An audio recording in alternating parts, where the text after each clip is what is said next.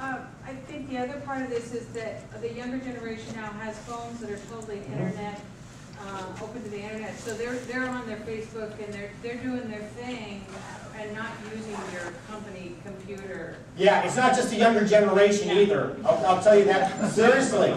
It's not just a younger. It's just about anybody. You have an iPhone, an iPad. I saw here's a great iPad right here. You have your BlackBerry. You can do it whenever.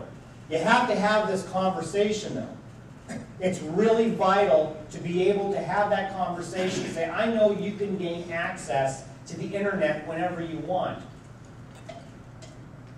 We have to come up and say this, and this is apart from creating your own social networking for you. This is about what is acceptable use. And what are the consequences if it doesn't happen, and making sure that's communicated. And then having teeth on it at the end if somebody finds out that you're not doing that. So yeah, it's almost impossible to spend your time trying to check out on your own desktop because somebody else could be doing this while they're talking. Yes, ma'am. I would like to interject something that we've done here. Could you do me a favor and stand up? That way everybody would probably be able to hear you a little bit better. Absolutely. Jessica Sinsich, I'm with Puget Sound Naval Shipyard and Intermediate Maintenance Facility. And something that we've done with our Facebook page is we've encouraged people to use it when they're at work, just as if they're on our command intranet page. Because it is a way to communicate, it is a way for two-way communication with senior managers, it's a way to squash the rumor mill if something comes up. So we've actually encouraged people to use it, and by doing so, it allows them the ability to get on, get involved, but not feel like they're abusing any system. They feel that they have been trusted with this. And we've actually had our IT people monitoring that, and we're almost on 1 year, and we haven't had any abusers. Was it Jessica? Yes. Jessica, thank you. And that's really what my theme was about, empowering your people, because trust is so really vitally important. So you're saying you're encouraging them to use it, and really by doing so, and I see your hand, I promise I'll get to you. I just want to, let me finish one quick thing. So then, you know, in Europe, I've had several Rotary Exchange students. In Europe, do you know what the drinking age is? And some it's like 14 to 16. They can't drive till they're 21. Sometimes I wonder if we have it backwards. But those kids who come over don't have the same viewpoint of alcohol because they've been raised with it differently. It's not like they're going out and they're doing something kind of crazy and against the rules. It's just a part of their life. And you see them respect it much more than I think you see our youth respecting it. It's a lot of the same type of similarity. If you give them the trust that, hey, we trust you. We're going to verify once in a while, but we trust you, and we encourage you to use our site to do even communications, then I think you're going to find that you're going to get great results. Yes, ma'am. I just have a question. You're talking about empowering employees and getting them involved with the representation of your company. But at the same time, a lot of employees have their own Facebook pages that maybe wouldn't be a positive representation of your company. And let's talk about that really quickly. I didn't realize, boy, we can have a lot of fun here today. I'm going to have to breeze through some of this. Let's talk about that. Somebody may have their own Facebook page that doesn't enhance your reputation. You better have a policy on that. You better, that should be part of your policy, is that, you know what, yes, you are an employee here, but you're also a representative of us.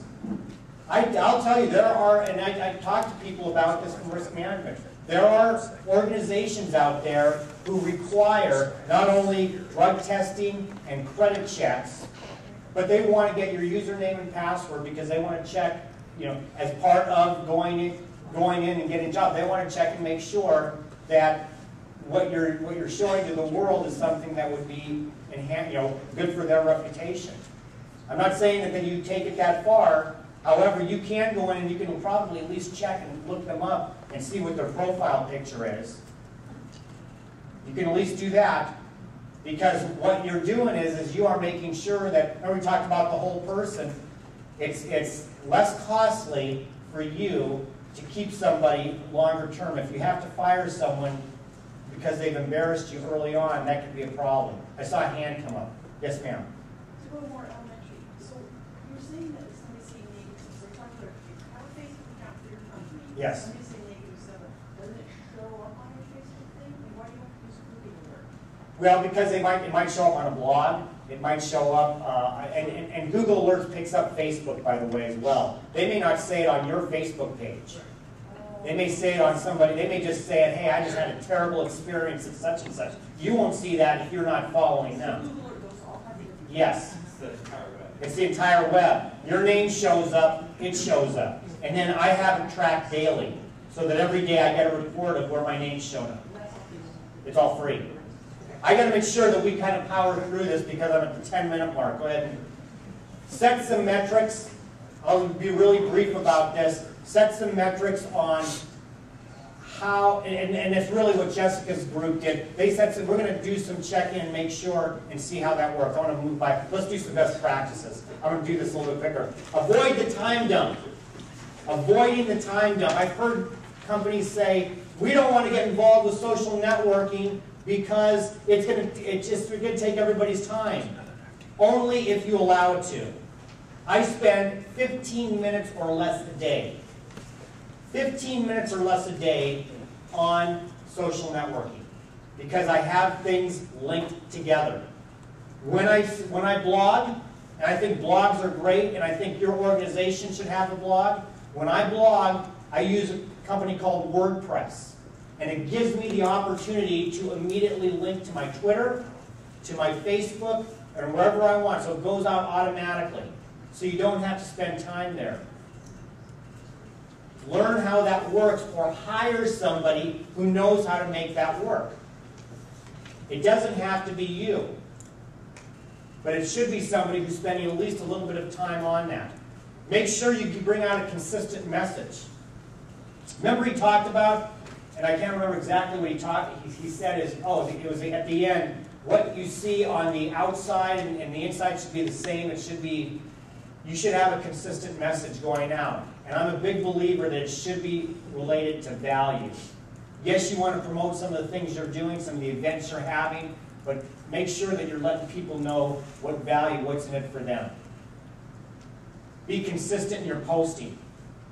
I'm going to keep on going through this. And be consistent with your brand.